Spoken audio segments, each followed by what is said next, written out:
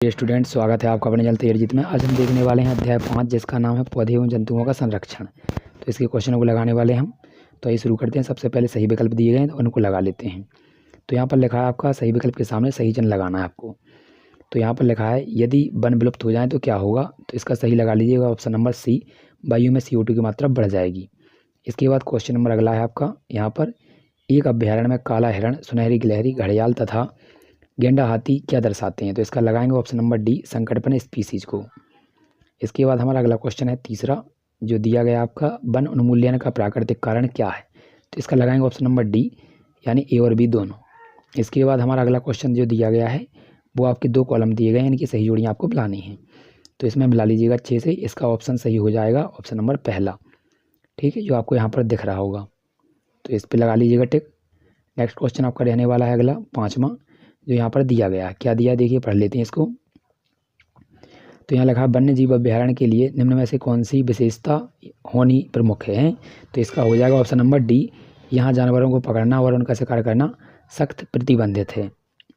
इसके बाद हमारा अगला क्वेश्चन जो होने वाला है, तो दूसरा क्वेश्चन यहाँ पर सही विकल्पों को आपको चुनकर भरना है। तो देखिए यहाँ पर क्या क्या दिए गए हैं। तो ये आपके शब्द दिए गए हैं, इन शब्दों को चुनकर नीचे वाले में आपको भरना है। तो देखिए क्या क्या लिखा है, पढ़ लेते हैं यहाँ पर। पहला आपका है जैव विविधता के संरक्षण के उद्देश्य से बनाए गए हैं। तो इसका आपका हो जाएगा यहाँ पर जैव मंडल आरक्षित क्षेत्र। दूसरा क्वेश्चन है से काटे गए पौधों की कमी पूरी करने के उद्देश्य से नए वृक्षों को रोपण किया जाता है। तो इसका हो जाएगा आपका प्राणी जात। तीसरा है आपका संकटपन स्पीसीज का में रिकॉर्ड रखा जाता है। इसका भरेंगे आप रेड डाटा पुस्तक। इसके बाद अगला है चौथा, साल, सागौन, आम, जामुन है। तो इसका हो जाएगा वनस्पति जात। लास्ट है आपका कागज़ बचाने का अर्थ है को बचाना। तो इसका भरेंगे आप पेड़।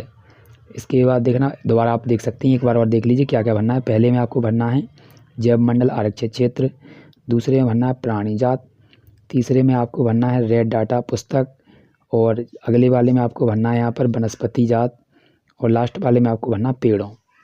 तो ये आपके आंसर हो जाएंगे। इसके बाद हमारा जो अगला क्वेश्चन रहने वाला है, क्या लिखा है, तो वन्य जीव अभ्यारण्य और राष्ट्रीय उद्यान क्यों बनाए जाने चाहिए। तो यहाँ पर हो जाएगा इसका आंसर आपका वन एवं वन्य जीवों को के संरक्षण के लिए। अगला क्वेश्चन आपके देखने वाले हैं चौथा। तो यहाँ पर चौथा क्वेश्चन ये दिया गया है आपका। तो इसका आंसर देखिए आप, क्वेश्चन तो आपके पास होंगे ही, आंसर देखते चलिए अच्छे से। यदि कोई जाति विलुप्त हो जाती है तो पारिस्थितिकी तंत्र पर बुरा प्रभाव पड़ता है। अगला क्वेश्चन है 5वां, बड़े जंतुओं की अपेक्षा छोटे जंतुओं के विलुप्त होने की संभावना अधिक क्यों होती है। तो इसका आंसर लिखेंगे क्योंकि वे आवासीय नुकसान, शिकार और जलवायु परिवर्तन के प्रति संवेदनशील होते हैं। तो ये हमारा अगला क्वेश्चन होने वाला 6वां, जिसमें दिया चिड़ियाघर और वन्य जीव अभ्यारण्य में कोई 2 अंतर लिखने हैं। तो आप अलग अलग लिख लेंगे बॉक्सों में। तो इस साइड आप लिखेंगे चिड़ियाघर का यह कृत्रिम आवास है, इसमें लिखेंगे यह प्राकृतिक आवास है। दूसरा लिखेंगे जानवरों को बाड़ों में रखा जाता है, इसमें रखेंगे जानवर स्वतंत्र रूप से घूम सकते हैं। इसके बाद 7वां क्वेश्चन है आपका, आप अपने क्षेत्र में हरियाली बनाए रखने के लिए क्या योगदान दे सकते हैं। तो इसका आंसर लिखेंगे हम स्थानीय पार्कों और खाली जगहों पर पेड़ लगाकर। दूसरा लिखेंगे बागवानी करके। तीसरा लिखेंगे अपने क्षेत्र को साफ रखकर। अगला क्वेश्चन आपका रहने वाला है 8वां।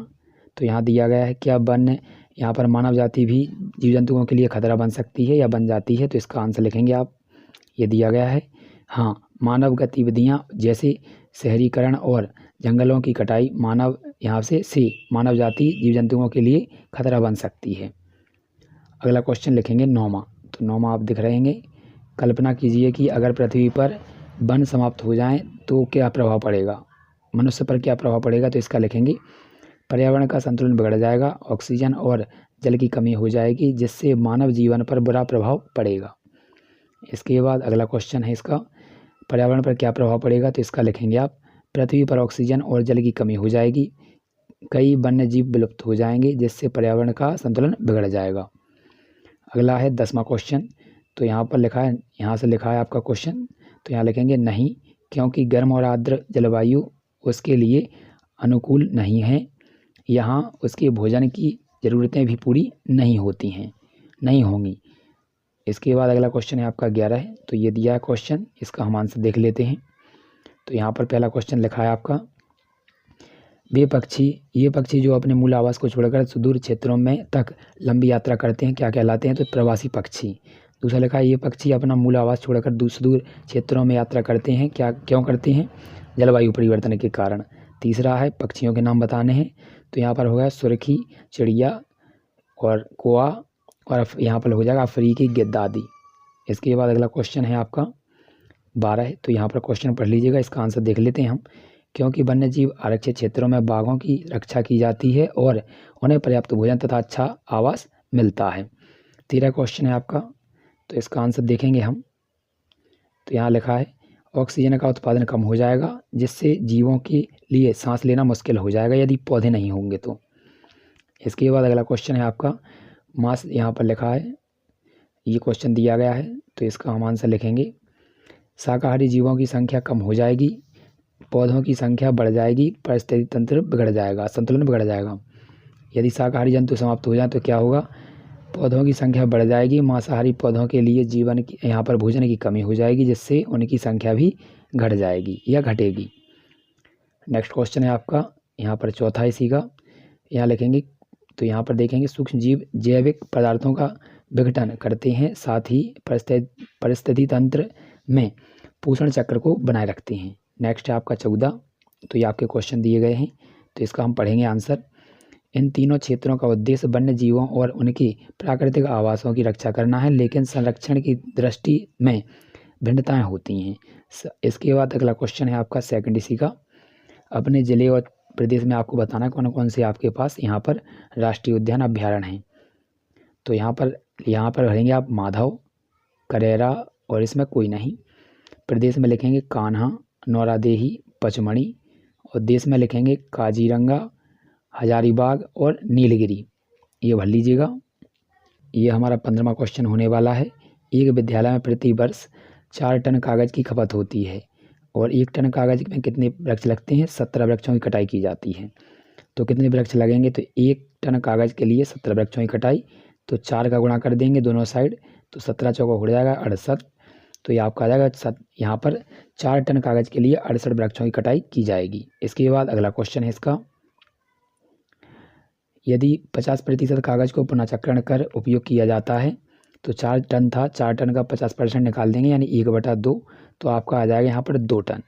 अब 2 टन के लिए कितने पेड़? तो 1 टन के लिए 17 पेड़, तो 2 टन के लिए हो जाएंगे 17 दूनी 34, तो यहाँ पर हो जाएगा 34 पेड़ों की कटाई की जाएगी। इसके बाद है अगला क्वेश्चन आपका, तो कागज़ के बचाने के लिए क्या क्या कर सकते हैं आप? तो पुनःचक्रण, पुनः उपयोग, मित व्ययता से उपयोग, जन जागरूकता अभियान चलाकर कागज़ को बचा सकते हैं। ये आपका लास्ट प्रश्न था। आशा करते हैं आपको सभी अच्छे लगे होंगे क्वेश्चनों के आंसर। हमने टाइम टेबल डाल दिया आपका अर्धवार्षिक, तो आप उसको जाकर देख सकते हैं। साथ ही आपके यहाँ पर पेपर भी अपलोड किए जाएंगे।